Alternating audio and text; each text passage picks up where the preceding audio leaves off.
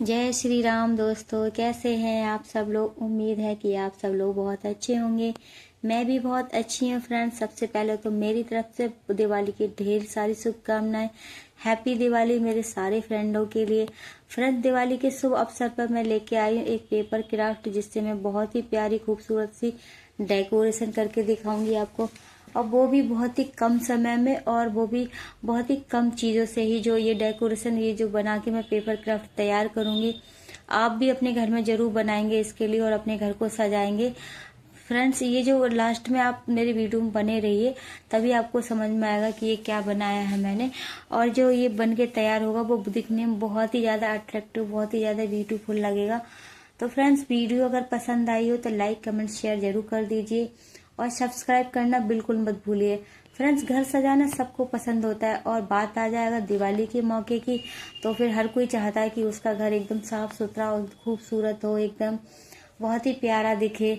तो फ्रेंड्स, इसी के त्योहार के चलते मैंने अपने हाथों से भी अपने घर को सजाना चाहा, क्योंकि खरीद के हम चीजें ले आते हैं, सजा देते हैं, वो भी अच्छा लगता है, बट अगर हम अपने हाथों से कुछ अच्छा सा बना के सजाते हैं घर, तो वो दिखने में और भी ज्यादा खूबसूरत लगता है, क्योंकि वो हमने अपने हाथों से बनाया होता है। तो फ्रेंड्स, दिवाली का त्योहार वैसे आपको पता होगा, क्योंकि किसकी उसमें मनाया जाता है, क्या खुशी होती है, इसके पीछे की क्या कहानी है, क्या प्रथा है, आपको पता होगा। अगर आपको नहीं पता है तो मैं बता देती हूँ। जिन लोगों को पता हो तो वो लोग कमेंट में जय श्री राम और हाँ जरूर लिख दीजिए कि उनको पता है, और जिनको नहीं पता है वो नो लिख दीजिए, और जय श्री राम जरूर लिखिए कमेंट में, क्योंकि ये भगवान श्री राम के ही आगमन की खुशी में ये त्योहार मनाया जाता है। फ्रेंड्स, आपको पता होगा कि राम जी जो हैं, उनको 14 वर्ष का वनवास मिला था, और क्यों मिला था ये भी शायद आपको पता होगा। नहीं पता होगा तो मैं आपको बता देती हूँ। जो राम जी की छोटी माता है कैकेयी, उन्होंने दशरथ जी से 3 वचन मांगे थे, जिनमें 2 वचन तो उन्होंने तभी मांग लिए थे, और 1 वचन छोड़ दिया था कि वो वचन वो सही समय आने पर दशरथ जी से मांगेंगे। जब श्री राम जी की शादी हो जाती है, चारों भाइयों की शादी हो जाती है, माता सीता की ही 3 बहन होती है, उनसे ही उनके 3 भाइयों की भी शादी हो जाती है। जब राम जी को राजपाट सौंपा जाता है, सिंहासन, उनको राज तिलक होना होता है, तो माँ कैकेयी को वही लगता है कि मेरे जो बेटे हैं वो एक तरह से उसकी तरह काम करेंगे, उनको राजपाट नहीं मिलेगा, राज तिलक जो है वो राम जी का होगा, उनको सब कुछ मिल जाएगा, मेरे बेटे को नहीं मिलेगा। तो उन्होंने दशरथ के पास जाती हूँ, बोलती महाराज मैंने जो 1 वचन छोड़ रखा था मांगने के लिए, मैं आज वो वचन आपसे मांगना चाहती हूँ। दशरथ बोलते कि हाँ मांगो, क्या वचन आपको मांगना है। तो वो बोलती हैं कि मैं चाहती हूँ कि श्री राम को 14 वर्ष का वनवास हो, और मेरे पुत्र का राज तिलक हो, और उनको सिंहासन दिया जाए। अब ये सुन के जो दशरथ होते हैं उनके तो आंसू आ जाते हैं, वो दुखी हो जाते हैं, लेकिन बात वचन की थी, उन्होंने वचन दे दिया था पहले ही कि आप जो मांगोगे मैं दे दूंगा, तो वो हाँ कर देते हैं। ये बात जब राम जी सुनते हैं तो राम जी थोड़ा सा दुखी होते हैं, लेकिन वो बिना आपत्ति जताए अपनी माता कैकेयी, वो चाहते हैं कि उनकी माता की अगर यही इच्छा है तो वो जरूर वनवास जाएंगे। वो 14 वर्ष के वनवास के लिए तैयार हो जाते हैं। माता सीता कहती हैं कि अगर मेरे पति अगर वनवास में रहेंगे तो मैं यहाँ राजपाट का मैं क्या करूँ, मेरे लिए राजपाट का कोई मोल नहीं है। मैं उनकी धर्म पत्नी, उनके सुख दुख में हमेशा उनके साथ रहना एक पत्नी का धर्म कर्तव्य होता है।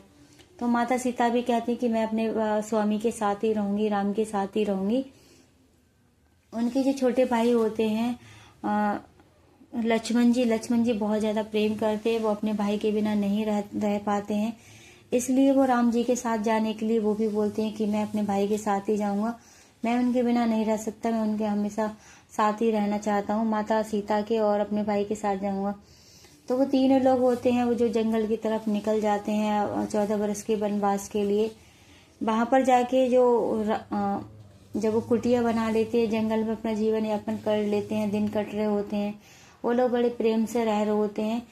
उसी बीच में एक रावण की बहन होती शूर्पणखा, वो आ जाती है। वहां पर वो देखती है कि राम की सुंदर एकदम मोहिनी सूरत को देख के वो फिदा हो जाती है उनपे, और वो चाहती है कि वो उनसे शादी विवाह करे, लेकिन वो देखती है कि जो बड़े भाई राम है वो शादीशुदा हैं, पहले से उनकी पत्नी है, तो वो छोटे भाई को पटाने की या उनको अपने बस में करने की कोशिश करती है।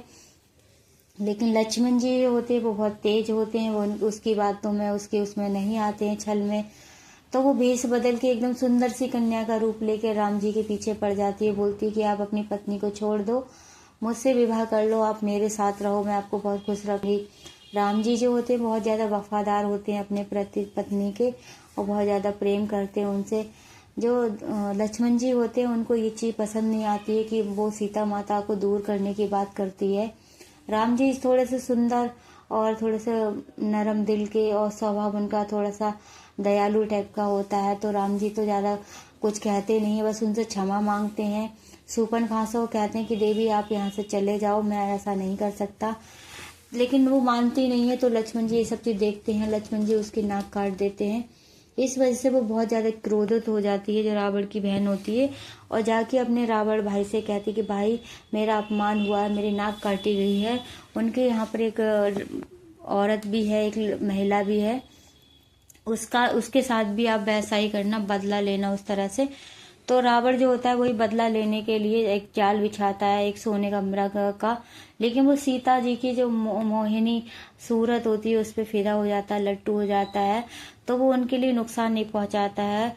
उनको एक बाबा भिखारी का जो रूप बन के आता है और उनको वहां से किडनैप, मतलब उनको वहां पे अपने उसमें पकड़ के उनको ले जाता है, माता को उठा के वहां से ले जाता है। ये इसलिए होता है क्योंकि माता जो होती हैं वो बहुत ज़्यादा भोली होती हैं, वो लक्ष्मण रेखा जो पार करके उनके देवर गए हुए होते हैं राम जी को लाने के लिए, और राम जी पहले ही सोने का मृग लेने के लिए गए होते हैं, उनको ही लेने के लिए लक्ष्मण जी जाते हैं। इस बीच में रावण आ जाता है और माता को अपनी बातों में फंसा के उस लक्ष्मण रेखा से बाहर बुला के उनको अपने बस में कर लेता और लेके चला जाता है।